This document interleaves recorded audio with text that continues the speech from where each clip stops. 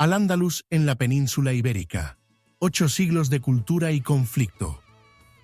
Imagina por un momento la península ibérica, no como la conoces hoy, sino como un tapiz vibrante y complejo, tejido con hilos de culturas, religiones e historias que resuenan a través de los siglos.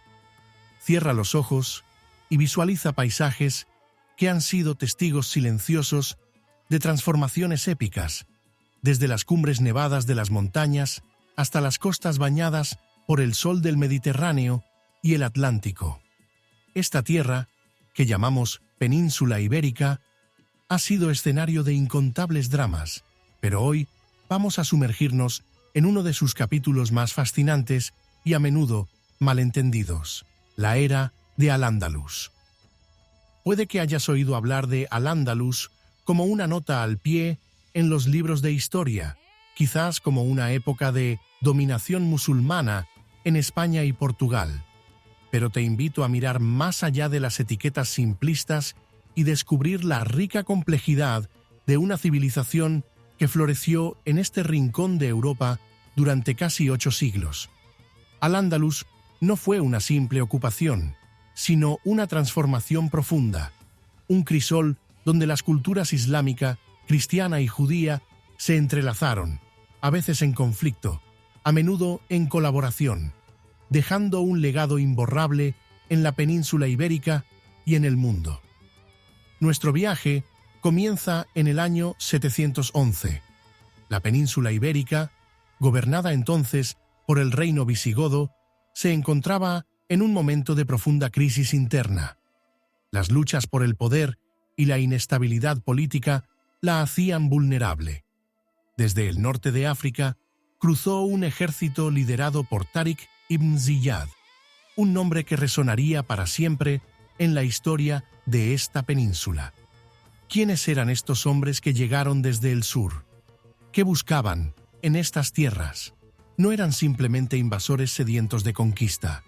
Eran portadores de una nueva fe, el Islam, y de una civilización en expansión que se extendía desde Oriente Medio hasta las costas del norte de África.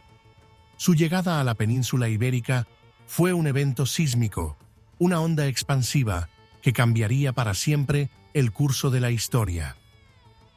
En pocos años, el reino visigodo se desmoronó y la mayor parte de la península ibérica quedó bajo el control de estos nuevos gobernantes.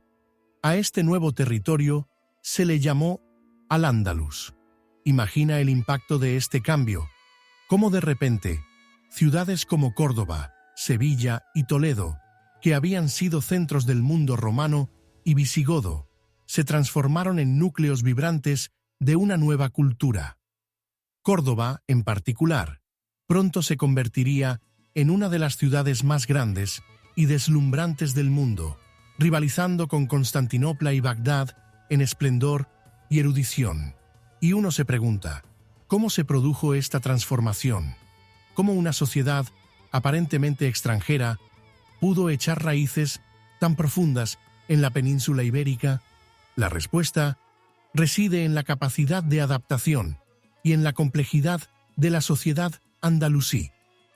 Al-Ándalus no fue una sociedad monolítica, sino un mosaico de gentes y creencias. Los musulmanes, tanto árabes como bereberes, convivieron con la población hispano-visigoda, que en su mayoría abrazó el cristianismo, y con una importante comunidad judía. Esta convivencia, aunque no siempre pacífica y exenta de tensiones, permitió un intercambio cultural y científico sin precedentes en la Europa medieval. En este contexto, las ciudades de Al-Ándalus se convirtieron en verdaderos centros de conocimiento. Bibliotecas llenas de manuscritos, escuelas que enseñaban matemáticas, astronomía, medicina y filosofía, florecieron en Córdoba, Toledo y Granada. Piensa en los sabios andalusíes, traduciendo al árabe obras clásicas griegas y romanas, preservando el legado del mundo antiguo para la posteridad, un legado que, siglos después, sería redescubierto por la Europa cristiana durante el Renacimiento.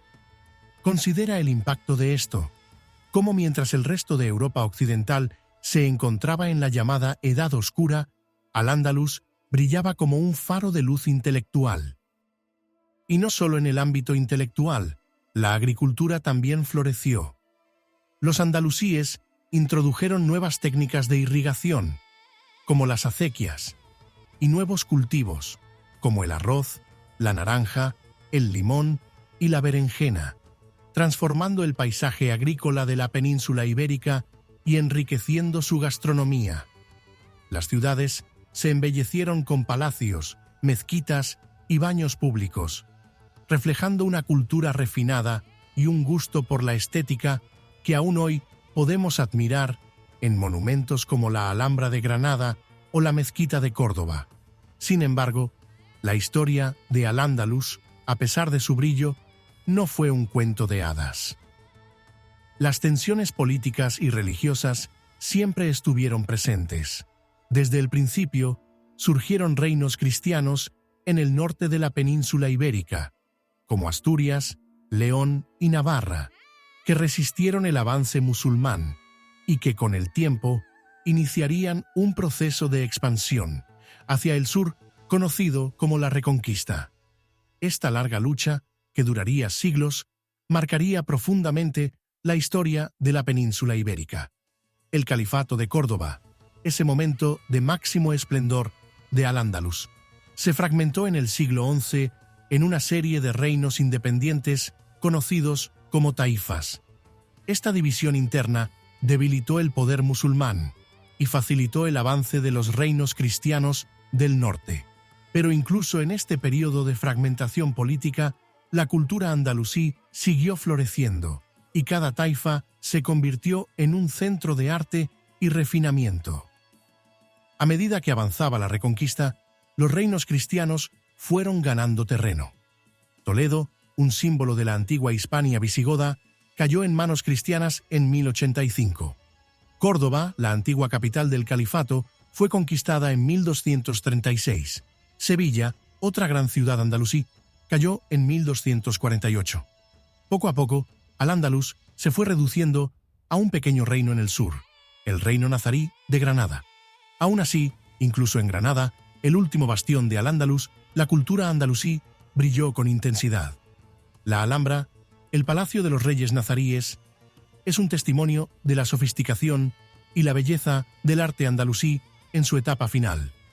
Granada resistió durante siglos, pero finalmente, en 1492, cayó en manos de los reyes católicos, Fernando e Isabel. Este evento marcó el fin de Al-Ándalus y un punto de inflexión en la historia de la península ibérica y del mundo. Y piénsalo un momento, 1492, un año cargado de simbolismo. No solo fue el año de la caída de Granada, sino también el año en que Cristóbal Colón partió hacia el Nuevo Mundo, financiado por los mismos reyes católicos que habían conquistado Granada. La península ibérica, tras siglos de convivencia y conflicto entre culturas, se encaminaba hacia un nuevo destino, un destino marcado por la unificación religiosa y la expansión ultramarina. Sin embargo, el legado de Al-Ándalus no desapareció con la caída de Granada. Su influencia se puede sentir aún hoy en la lengua española y portuguesa, en la arquitectura, en la música, en la gastronomía, en las costumbres y tradiciones de la península ibérica. Palabras como almohada, aceite, azúcar, alcachofa y muchas más son un testimonio vivo de la herencia árabe de Al-Ándalus. Los patios andaluces, con sus fuentes y azulejos, evocan la atmósfera de los palacios y jardines andalusíes.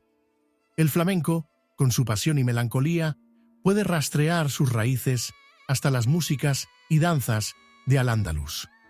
Al-Ándalus, en definitiva, nos enseña la complejidad de la historia, la riqueza del intercambio cultural y la fragilidad de las civilizaciones.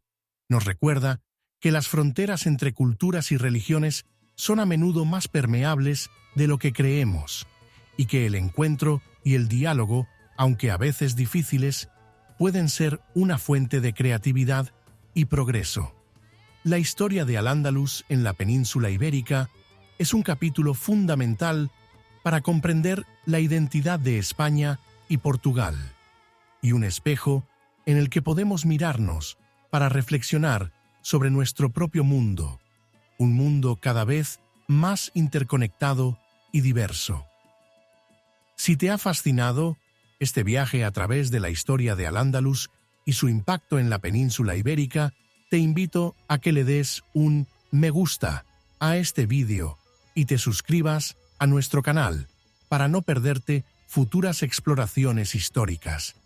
Tu apoyo nos ayuda a seguir creando contenido como este.